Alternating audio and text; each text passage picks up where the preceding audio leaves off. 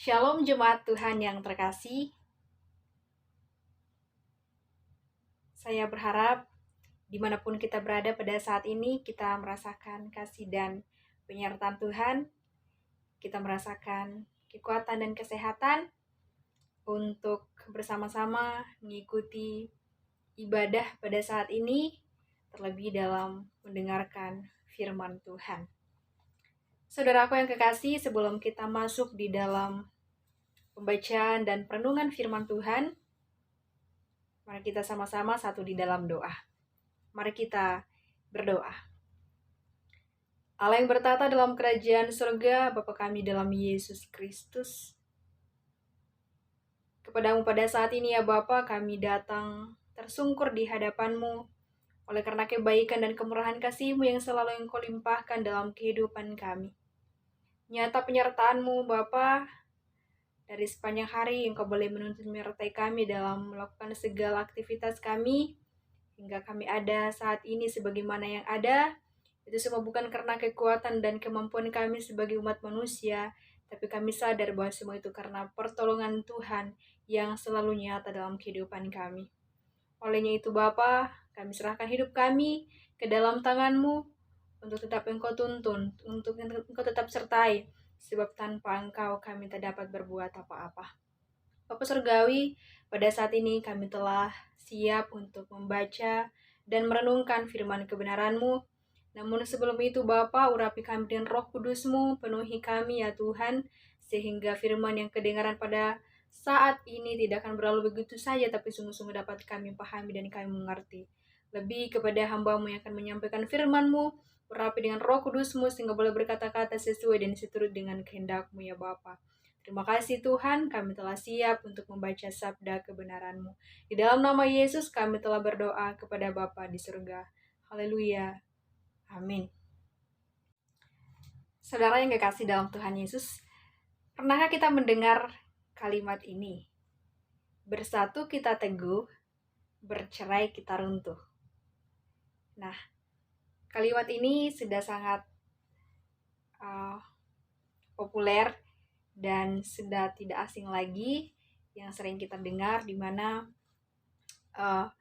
ketika kita hidup dalam kesatuan, maka tentu kita akan memiliki kekuatan yang besar.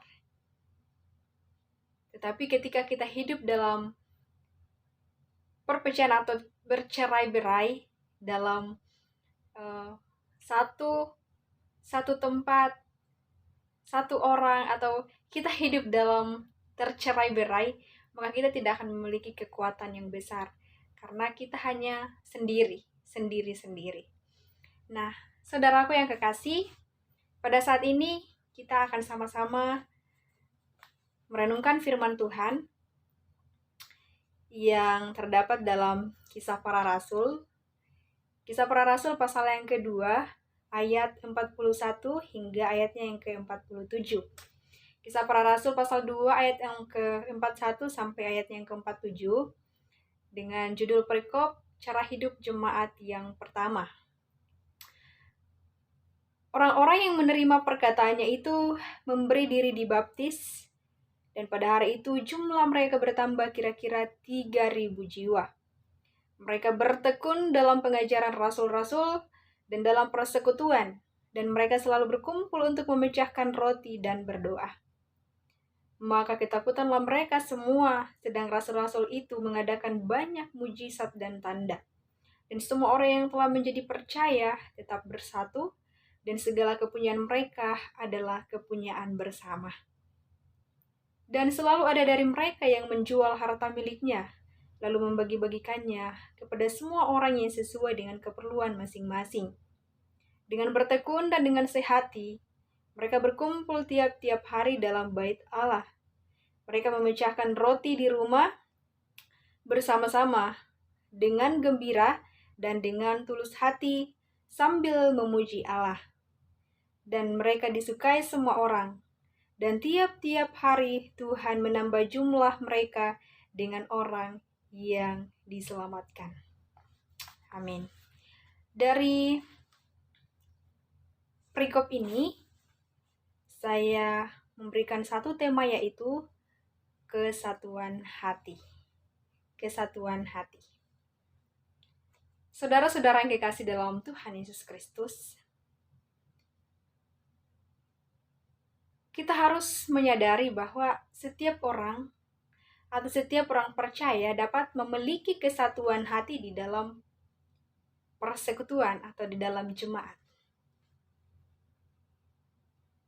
Namun, pertanyaannya adalah bagaimana? Atau bagaimana caranya kita memiliki kesatuan hati itu? Nah, dari perikop ini ada dua hal yang menjadi cara. Ada dua hal yang menjadi cara kita untuk memiliki kesatuan hati itu. Yang pertama, kita kembali membaca dari ayatnya yang ke-42. Mereka bertekun dalam pengajaran rasul-rasul dan dalam persekutuan, dan mereka selalu berkumpul untuk memecahkan roti dan berdoa. Di sini kita bisa belajar bersama-sama bagaimana kita bisa hidup di dalam kesatuan hati, yaitu bertekun. Nah, saudara-saudara yang dikasih dalam Tuhan, bertekun kalau kita mencari di dalam Kamus Besar Bahasa Indonesia atau KBBI, itu dikatakan bertekun itu adalah bersungguh-sungguh di dalam ketekunan. Apa yang dilakukan oleh jemaat mula-mula ini adalah hidup bertekun dalam pengajaran firman Tuhan. Mereka bersungguh-sungguh belajar tentang firman Tuhan. Nah, kita tahu bersama bahwa jemaat mula-mula ini mulai ada ketika Roh Kudus dicurahkan. Nah, pada saat itu ketika Roh Kudus dicurahkan, ada Rasul Petrus yang berkhotbah yang penuh dengan kuasa pada saat itu, dan banyak orang yang mendengarkan, banyak orang yang bertobat ketika Rasul Petrus berkhotbah. Dan dari semua orang yang bertobat ini, yaitu jumlahnya adalah 3.000 jiwa, mereka lah yang hidup dalam ketekunan belajar firman Tuhan. Kita bisa membayangkan saudara-saudara, ketika kita hidup di dalam ketekunan untuk belajar, misalnya orang-orang atau siswa di sekolahnya, kadangkala di sekolah itu kita memiliki teman belajar atau teman kelompok. Apakah 4 orang atau 5 orang?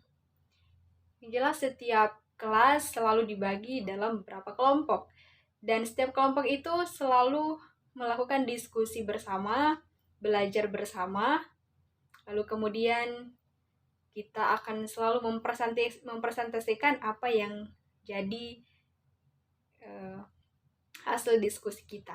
Dan karena kita berkelompok dan kita bersungguh-sungguh belajar, maka ada sesuatu pelajaran yang sangat berharga untuk yang kita dapatkan, karena kita memiliki pikiran-pikiran yang kita satukan.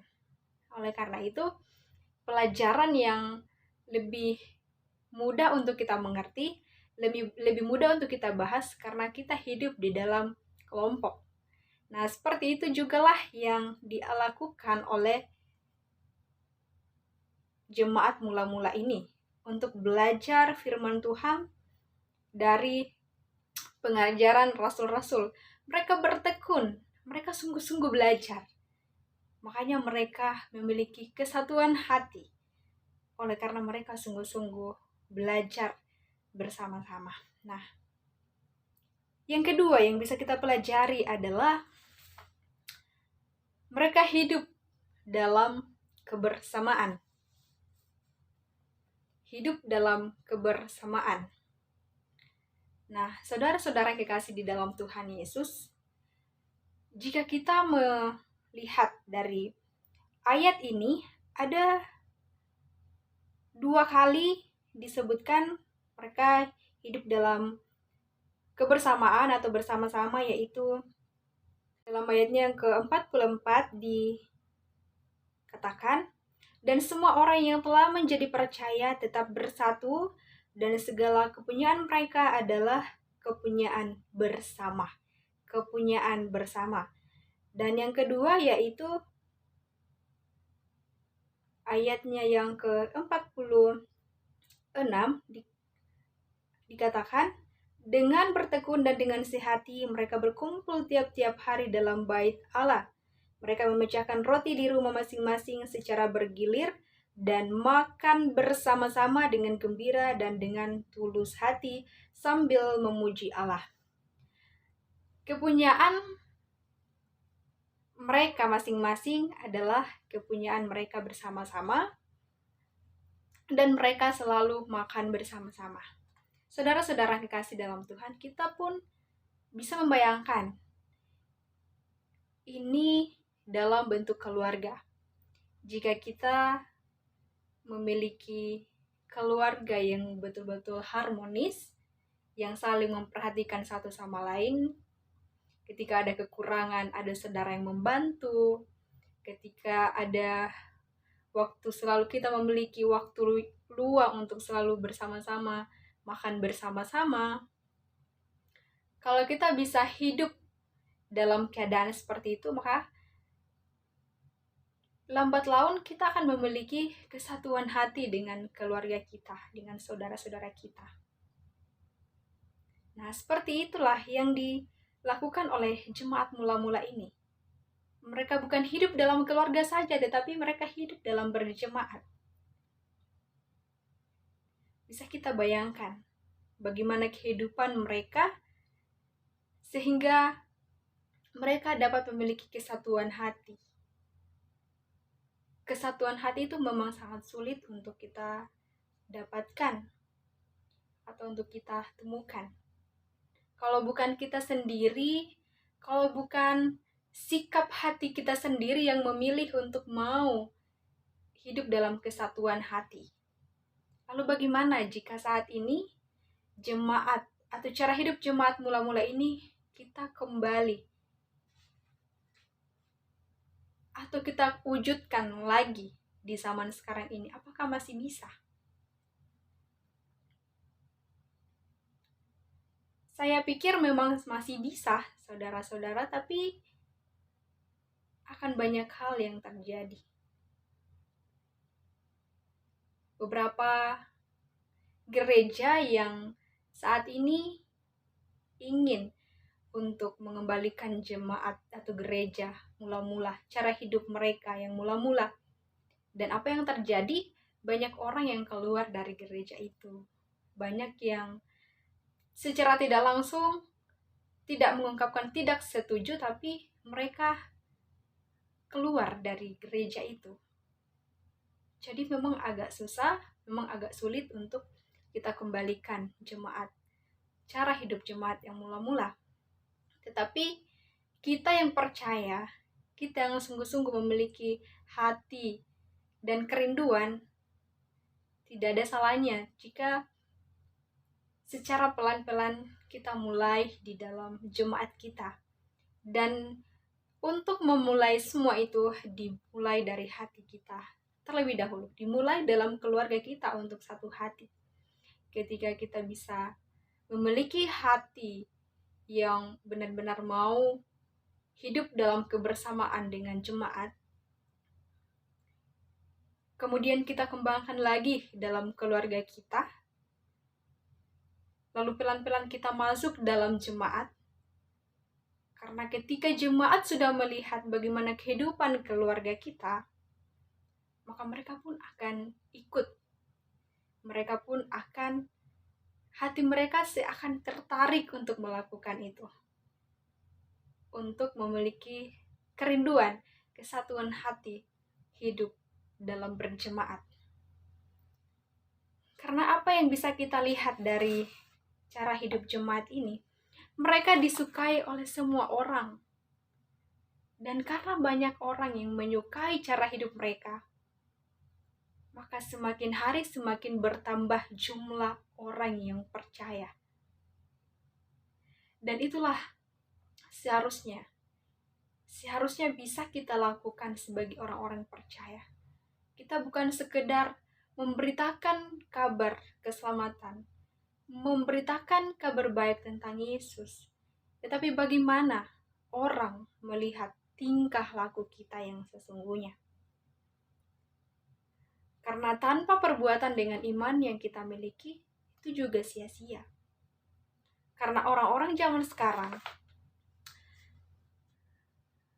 kadangkala lebih mudah tertarik dari apa yang kita lakukan. Lebih mudah membuat mereka berpikir ketika mereka melihat sesuatu yang kita lakukan. Karena mereka cenderung tidak lagi terlalu berpengaruh dari apa yang mereka dengar, tetapi apa yang mereka lihat. Jadi kalau kita bisa hidup yang betul-betul mempraktikkan kehidupan seperti karakter Yesus Kristus, maka saya percaya akan semakin banyak jiwa yang diselamatkan, semakin banyak jiwa yang mau datang kepada Tuhan, karena mereka melihat bagaimana cara hidup kita, bagaimana kehidupan saudara-saudara di dalam Tuhan. Karena ketika semua orang melihat kehidupan kita, pada saat itu mereka akan bertanya, bagaimana bisa? Dan dari pertanyaan itulah kita bisa memberitakan kabar sukacita bahwa di dalam Tuhan Yesus, Sang Penyelamat yang sejati, kita akan selalu merasakan damai sejahtera. Hidup yang penuh dengan kemenangan. Nah, saudara-saudara kekasih dalam Tuhan Yesus Kristus, firman Tuhan pada saat ini biarlah menjadi pegangan dan dasar kita sebagai orang percaya untuk yang pertama, untuk memiliki kesatuan hati. Yang pertama adalah hidup dalam ketekunan. Kita betul-betul tekun di dalam pengajaran tentang firman. Dan yang kedua adalah hidup dalam kebersamaan. Kita bersama-sama hidup dalam persekutuan yang kita mulai dari pribadi, keluarga, kemudian dalam jemaat. Dengan berkembangnya semua itu, maka saya percaya, kita semua yakin akan ada ribuan orang untuk datang kepada Tuhan karena kita sudah melakukan dan memperlihatkan cara hidup yang sesungguhnya, yang seturut dengan kehendak Tuhan. Mari kita berdoa. Bapa yang kekal dalam kerajaan surga, Bapa kami dalam Yesus Kristus, kami kembali datang bersyukur di hadapan-Mu Tuhan oleh karena kasih dan kebaikan-Mu, sehingga pada saat ini kami telah mendengarkan firman-Mu yang mengajarkan kami untuk memiliki kesatuan hati. Bapa, biarlah firman-Mu ini betul-betul kami boleh pahami dan kami boleh lakukan dalam sepanjang kehidupan kami, sehingga kami bukan hanya sebagai pendengar saja, tapi dapat menjadi pelaku-pelaku firman-Mu, sehingga melalui firman-Mu yang terus kami beritakan, firman-Mu yang terus kami lakukan, akan semakin banyak jiwa yang diselamatkan Tuhan. Terima kasih Bapa, kami serahkan hidup kami ke dalam tangan-Mu, dalam setiap perilaku-perilaku kami, dalam setiap tindakan-tindakan kami, Engkau yang tetap berkuasa, sebab sungguh-sungguh kami sangat lemah Tuhan tanpa campur tangan-Mu. Terima kasih Tuhan, inilah doa dan permohonan kami, di dalam nama Yesus, Tuhan dan Gembala kami yang hidup. Haleluya. Amin.